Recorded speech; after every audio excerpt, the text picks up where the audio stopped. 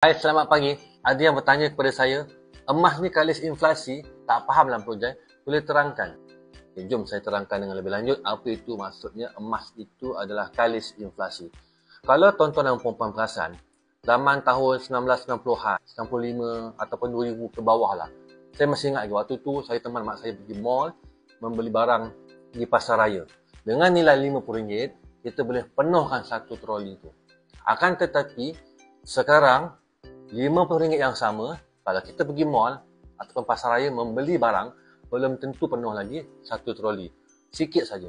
Okay? Itulah yang dipanggil sebagai inflasi.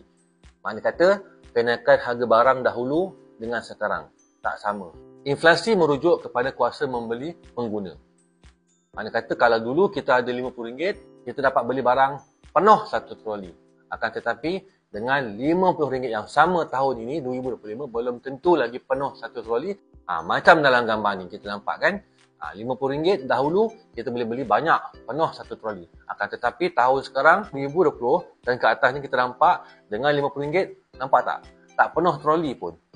Akan tetapi, dengan emas, 1 gram emas dahulu tahun 2000 ataupun 1990-an, 1 gram emas kita boleh penuhkan satu troli juga. Tahun ini, 2025, 1 gram yang sama, kita masih lagi boleh penuhkan satu troli di pasar raya. Ini menunjukkan emas adalah kalis inflasi.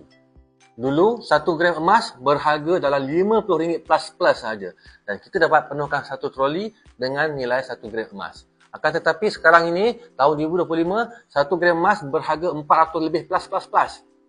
Still lagi kita boleh penuhkan satu troli di pasar raya. Inilah maksud sebenar emas adalah kalis inflasi. Emas juga kita boleh katakan sebagai penyimpan nilai sebenar. Ingin dapatkan info lanjut berkenaan dengan simpanan emas, jangan lupa follow Borojai. Itu saja tuan-tuan dan puan. Terima kasih. Assalamualaikum. Bye-bye.